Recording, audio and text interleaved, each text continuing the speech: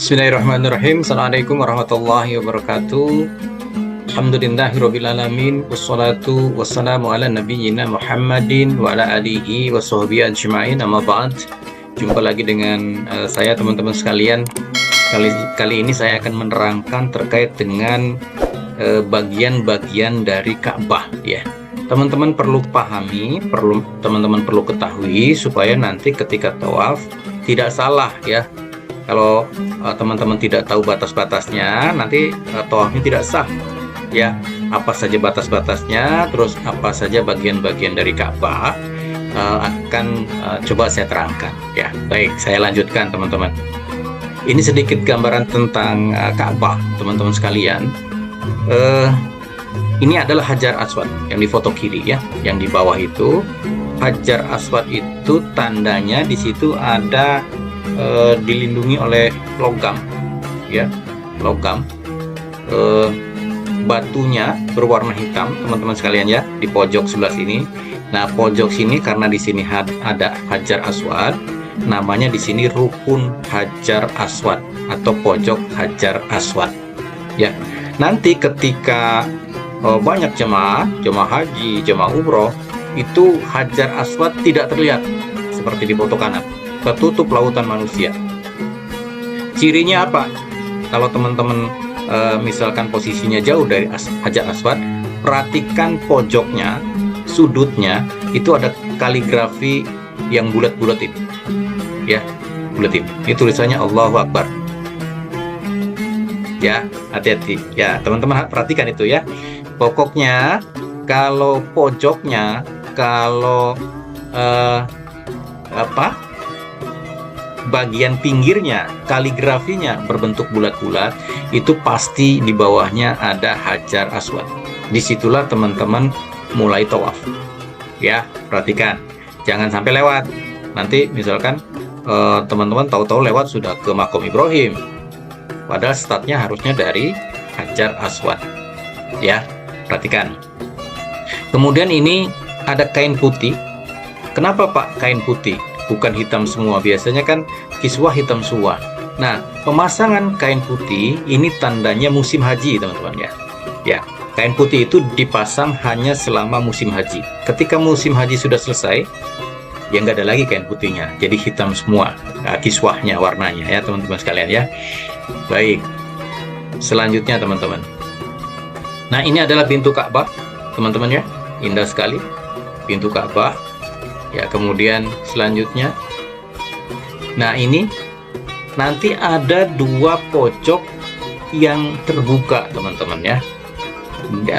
Dua pojok lagi tidak terbuka, ada pojok yang terbuka seperti ini. Yang satu adalah pojok Hajar Aswad atau Rukun Hajar Aswad, yang satunya lagi adalah pojok atau Rukun Yamani ya. Pak, kenapa dibuka Pak? Nah, sunahnya teman-teman, kalau memang teman-teman berkesempatan ya, ketika tawaf Rukun Yamani dipegang ya, Hajar Aswad dicium atau dipegang ya, kalau sempat. Kalau tidak sempat nggak apa-apa, nanti kalau Rukun Yamani dilewat begitu saja nggak masalah. Tapi nanti di Rukun Hajar Aswad teman-teman memberikan isyaratnya, melambaikan tangan untuk Hajar Aswad ya. Jadi perhatikan teman-teman, kalau yang tidak ada logamnya ini Rukun Yamani ya, kalau yang ada logamnya Hajar Aswad. Rukun Yamani kenapa dibuka? Disinilah teman-teman mulai mengucapkan doa sapu jagat ya. Rabbana atina fid dunya hasanah wa fil akhirati hasanah wa qina azabannar. Itu mulainya dari Rukun Yamani sampai ke Rukun Hajar Aswad ya. Itu teman-teman. Sementara kalau dari Hajar Aswad muter sampai ketemu Rukun Yamani, doanya itu bebas ya, bebas. Baik teman-teman, selanjutnya. Nah, ini teman-teman perhatikan ya, Ka'bah terutama Hajar Aswad dan nanti di Rukun Yamani itu selalu diberi minyak wangi ya. Teman-teman yang mengenakan ihram ya, sebisa mungkin jangan memegang Hajar Aswad dan Rukun Yamani karena ada parfumnya, nanti batal teman-teman ya. Teman-teman ketika mengenakan ihram tidak boleh mengenakan atau memakai minyak wangi. Ya, sementara nanti Hajar Aswad, kemudian Rukun Yamani, kadang-kadang tembok yang di bagian bawah juga itu dikasih minyak, ya, dikasih minyak wangi. Jadi teman-teman jangan pegang itu ketika teman-teman berihram, ya, jangan dipegang. Kemudian yang sebelah kanan ini adalah talang emas, ya, talang emas. Jadi kalau hujan, air yang di atas Ka'bah itu dialirkan melalui talang emas ini. Ya, talang emas ini airnya jatuhnya kemana? Dan nanti jatuhnya ke Hijr Ismail, ya teman-teman ya. Ini ada talang emas. Baik, selanjutnya. Nah, teman-teman, ini adalah penampakan Hajar Aswad dari foto terdekat dengan kamera terbaik, ya. Jadi kalau foto biasa dengan kamera biasa itu warnanya hitam, Hajar Aswad. Ternyata dengan kamera yang bagus, ya, itu nggak hitam-hitam amat Hajar Aswad. Ada kemerah-merahan atau kecoklatan seperti ini, ya. Nah, ini penampakannya Hajar Aswad, teman-teman sekalian. Ya, luar biasa. Ini adalah batu dari surga, teman-teman sekalian, ya. Nanti batu ini akan kembali ke surga. Barang siapa nanti pernah menyentuh, pernah mencium, pernah memberikan isyarat, insya Allah itu menjadi penyebab kita akan ikut ke surga, insya Allah, teman-teman. Baik, selanjutnya. Nah, nanti di dekat Hajar Aswad ada yang namanya Makom Ibrahim, ya. Makom Ibrahim itu isinya apa, Pak? Itu isinya adalah telapak kaki Nabi Ibrahim ketika membangun Ka'bah. Ini, ya. Ini cetakan telapak kaki Nabi Ibrahim, ya teman-teman, ya. Jadi menurut cerita dulu tapak kaki itu kelihatan, tapak jari-jarinya tuh kelihatan jelas, ya. Sekarang mulai tidak jelas karena dulu cetakan tapak kaki ini tidak ditutup. Jadi banyak jemaah yang sering memegang, ya. Jadi lama-lama dipegang jadinya aus, ya. Jadi luntur gitu, ya, karena keseringan dipegang. Ya, oleh karenanya sekarang posisinya di ada kurungnya, kaca. Ya, tapi teman-teman bisa lihat nanti.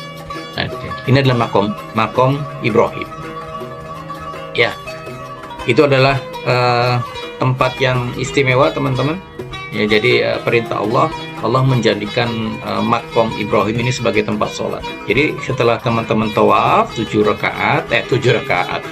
keliling, ya, nanti sholat sunnah tawafnya itu di belakang makom Ibrahim, ya, di area makom Ibrahim. Tapi jangan terlalu dekat dengan makom Ibrahim, ya, karena itu area untuk tawaf, agak mundur sedikit. Biasanya nanti ada batas-batas, ya. Baik. Selanjutnya saya akan memberi gambaran Ka'bah secara 3 dimensi, teman-teman saya. Baik, saya akan beralih ke mode 3 dimensi. Baik, teman-teman, saya saat ini sudah ada di mode 3 dimensi Ka'bah. Ya, ini adalah Ka'bah, ya, atau Baitullah yang ada di Masjidil Haram, ya. Nah, ini teman-teman. Ya, baik, ya, saya mulai, teman-teman. Kita mulai dari nomor 1. Nah, inilah penampakan Ka'bah dari bawah, ya. Ini ukurannya, teman-teman, itu panjangnya 13,16 meter dan lebarnya 11,53 meter, tingginya 13,10 meter. Ya, jadi Ka'bah itu tidak benar-benar kubus, tidak benar-benar kotak, hanya ada selisih, ya, selisih sedikit di lebarnya. Lebarnya hanya 11,5 meter. Sementara tinggi dan panjangnya 13 meter lebih sedikit, ya. Jadi ini penampakan dari bawah, teman-teman. Kemudian yang melengkung yang seperti huruf C ini adalah Hijr Ismail, ya. Ini adalah Hijr Ismail, ya. Baik, teman-teman. Selanjutnya, nah, kemudian yang nomor 2 ini, nomor 2 ini adalah makom Ibrahim, ya.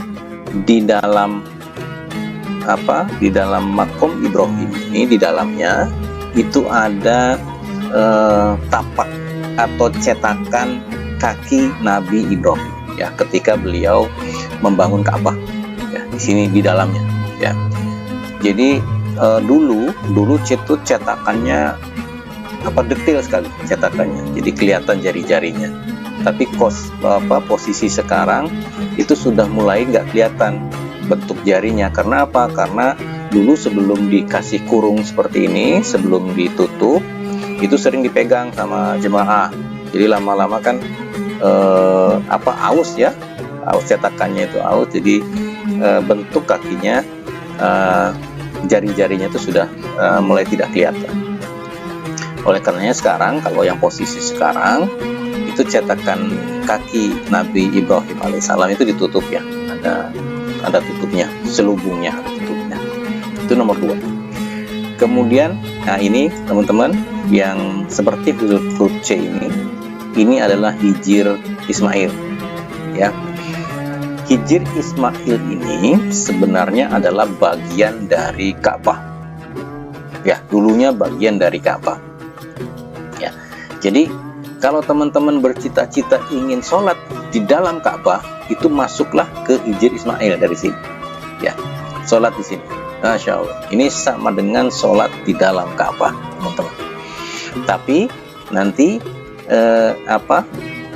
jalan yang ke Hijr Ismail ini ada tutupnya, biasanya ada askar di situ, ya, ada askar. Waktu kami haji 2022 itu masih ditutup keliling, ya, belum boleh, ya, jangankan ke Hijr Ismail, ke Hajar Aswad aja nggak bisa kita, ya, karena masih ditutup. Tapi kalau sekarang sudah dibuka, teman-teman, ya, insya Allah kalau teman-teman sekarang berangkat ke tanah suci sudah bisa menyentuh Hajar Aswad, ya, insya Allah sudah bisa, ya.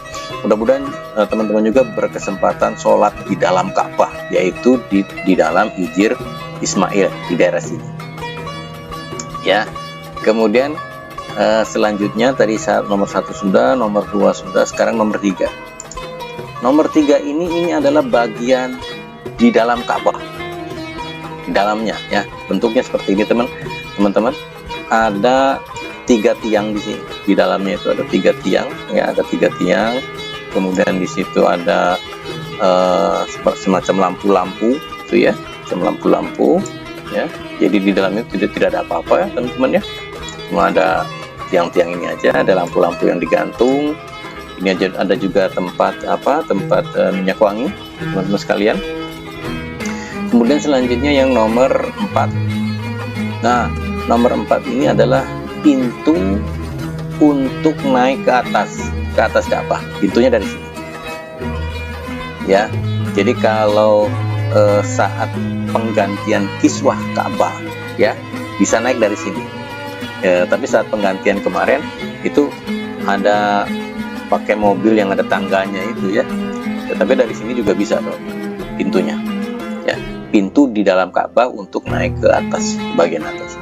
Ya, ini terlihat sini ada tiang-tiang, kemudian ada kayak guci-guci seperti ini, ya. Ini di dalam Ka'bahnya, sebetulnya teman-teman bisa lihat ini ilustrasinya sesuai dengan keadaan yang sebenarnya, ya. Ini pintu Ka'bahnya ini, teman-teman. Baik, selanjutnya nomor 5. Ini nomor 5. Nomor 5 adalah talang air, ya, talang emas, ya, talang emas.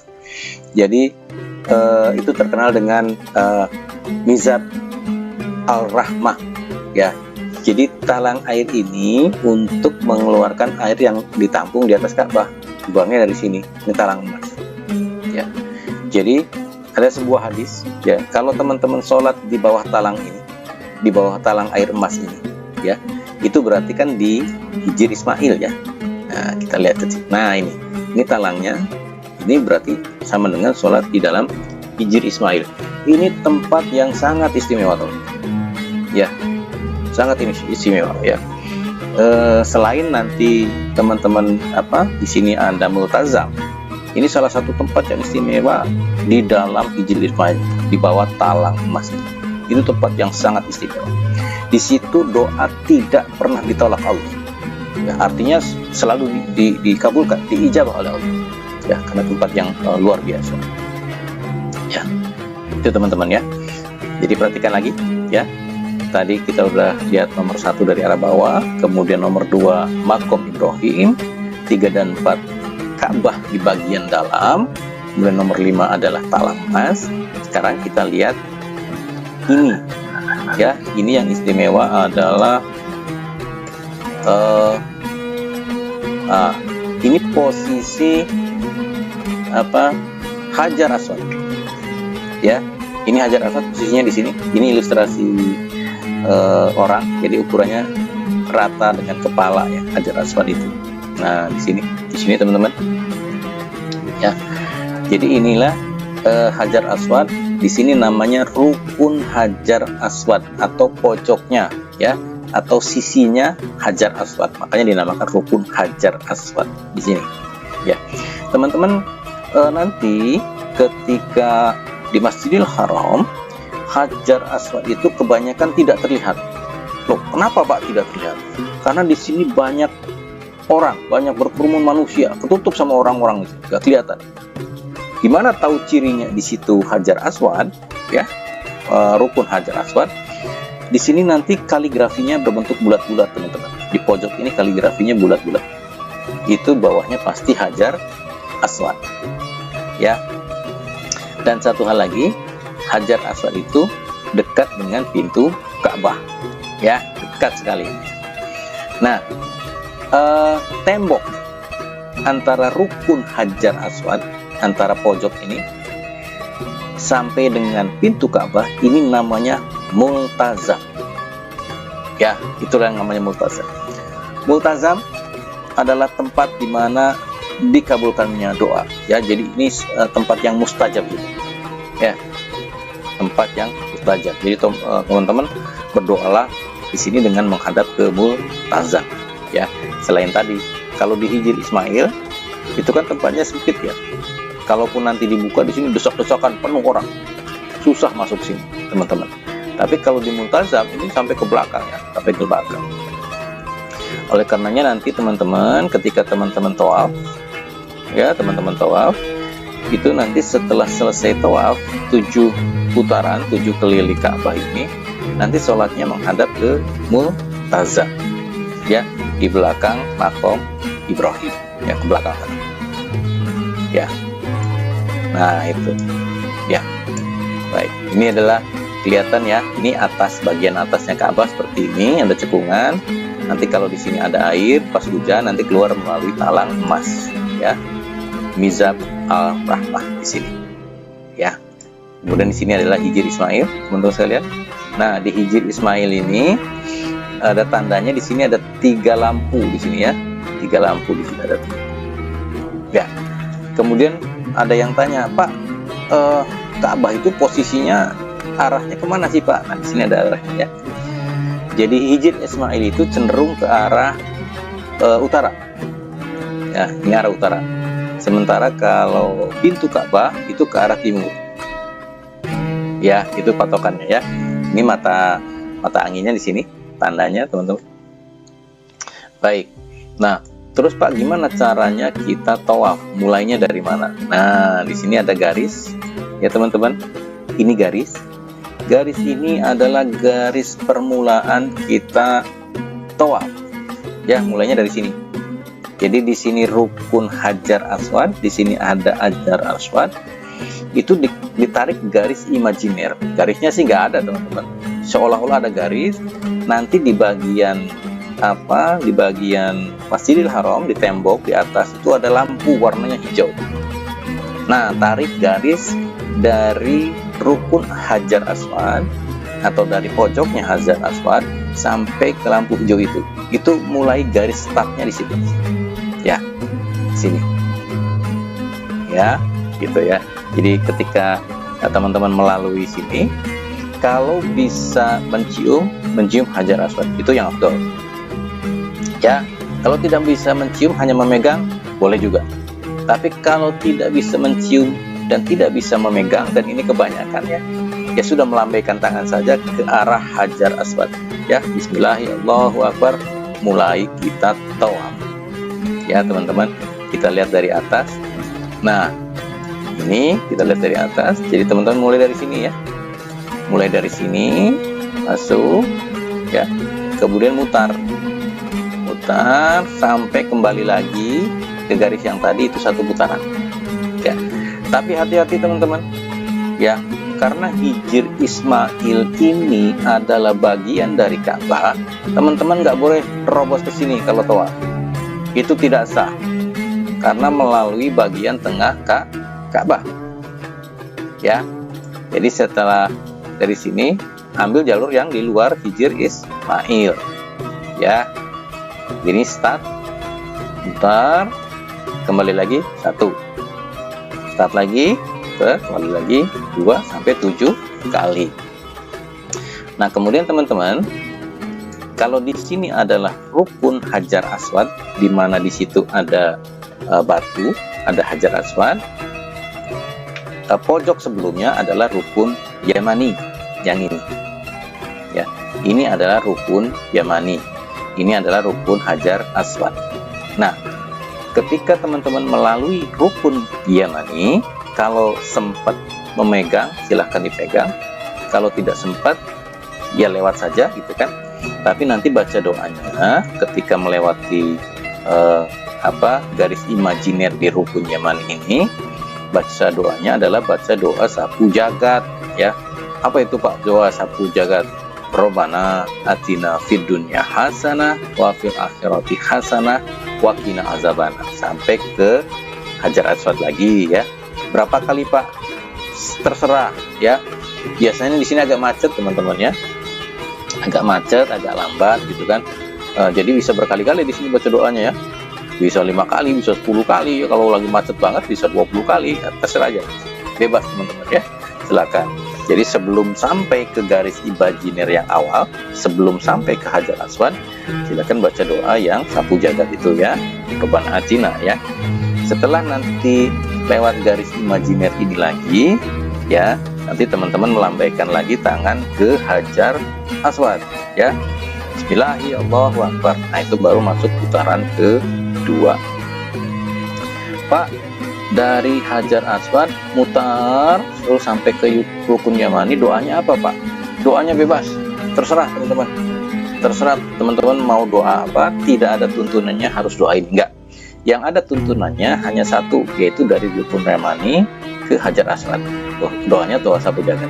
Di luar itu silahkan teman-teman berdoa sesuka teman-teman ya.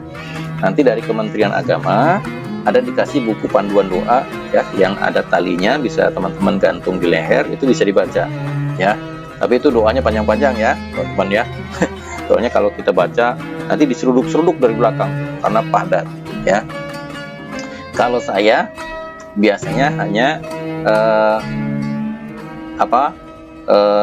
doa yang ringkas saja ya. Subhanallah, alhamdulillah, wala ilaha illallah, wallahu akbar, terus sampai rukun Yamani.